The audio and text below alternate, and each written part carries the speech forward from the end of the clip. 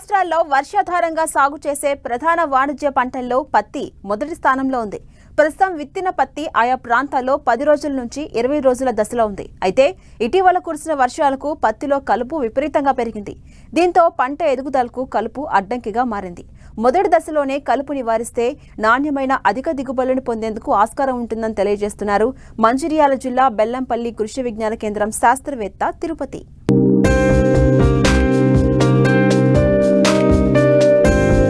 వర్షాధారంగా పండే పంటల్లో అన్నింటికంటే పత్తి సాగు ఆర్థికంగా మంచి ఫలితాలను అందిస్తుండటంతో రైతులు ఈ పంట సాగుకు మక్కువ చూపుతున్నారు.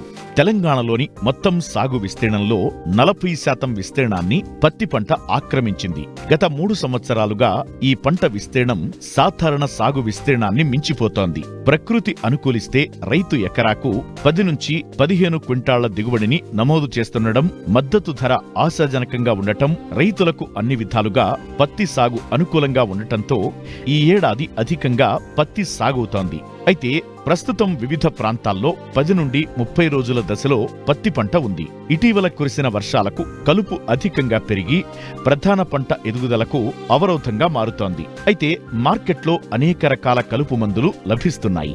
ఏ పైరుకు ఏ మందును ఎంత మోతాదులో ఏ సమయంలో ఎలా వాడాలో అన్ని వివరాలు పూర్తిగా తెలుసుకున్న తరువాత మాత్రమే వాడాలి. సిఫారసు చెయ్యని, పూర్తి వివరాలు తెలియని కలుపు మందులు ఎట్టి పరిస్థితుల్లో వాడకూడదు. అలా వాడితే కలుపు నిర్మూలన సరిగ్గా జరక్కపోగా కొన్ని సందర్భాల్లో పంటలకు కూడా నష్టం వాటిల్లే ప్రమాదముంది.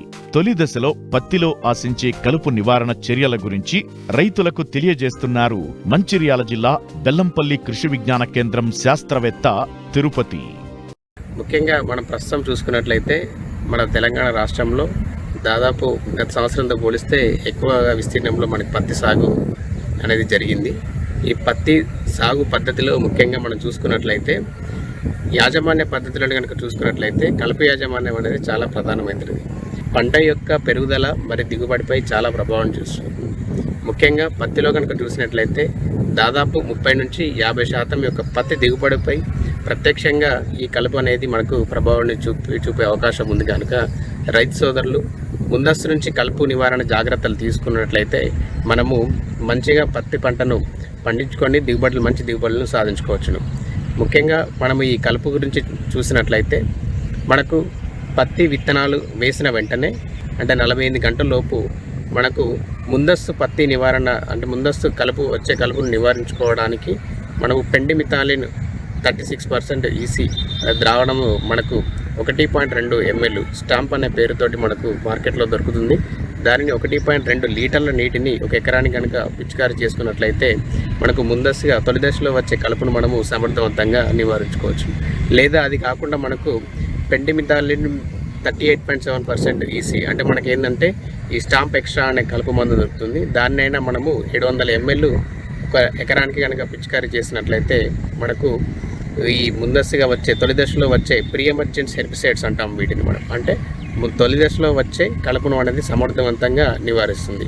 అదేవిధంగా తదుపరి దశలో అంటే మనకు తర్వాత నెల రోజుల్లోపు కలుపు నివారణ అనేది చాలా ముఖ్యమైనది. పంట పెరుగుదల మరియు దిగుబడిలో మార్కెట్లో మనకు పత్తి పోస్ట్ ఎమర్జెన్సీ హెర్బిసైడ్స్ కూడా మంచి కలుపు మందులు అవైలబుల్లో ఉన్నాయి. అవి కనుక చూసుకున్నట్లయితే మనకు వెడల్పాకు గడ్డిని వెడల్పాకు కలుపు మొక్కలను మనము నివారించుకోవడానికి మనకు పైరిథయాబాక్ సోడియం అనే కలుపు మందులు మనము 250 ml లీటర్ అంటే ఒక ఎకరానికి కనుక పిచికారీ చేసుకున్నట్లయితే 200 లీటర్ల నీటిలో కలుపుకొని మనకి వెడల్పాకి గడ్డలు కూడా నివారించబడింది. వెడల్పాకు మొక్కల కలుపును కూడా నివారించగలుగుతాం. అదేవిధంగా క్విజాల్పాప్ ఇథైల్ అంటే ఏకవార్షిక గడ్డి మొక్కలను కనుక ఉన్నట్లయితే ఈ క్విజాల్పాప్ ఇథైల్ అనే కలుపు మందును మనము 450 ml 200 లీటర్ల నీటిలో కలుపుకొని ఎకరానికి కనుక పిచికారీ చేసినట్లయితే మనం ఈ గడ్డి జాతులను నివారించవచ్చు. ముఖ్యంగా ఈ కలుపు మందులు పిచికారీ చేసుకున్నప్పుడు మనం తీసుకోవాల్సిన జాగ్రత్తలు ఏంటంటే కలుపు మొక్క 2 నుంచి 4 ఆకుల దశలో ఉన్నప్పుడు కనుక మనం పిచికారీ చేసుకున్నట్లయితే ఈ కలుపు మందులను ఆ కలుపు మందు యొక్క ప్రభావం అనేది సమర్థవంతంగా పనిచేసి మొక్క పెరుగుదల అనేది బాగా ఉంటుంది.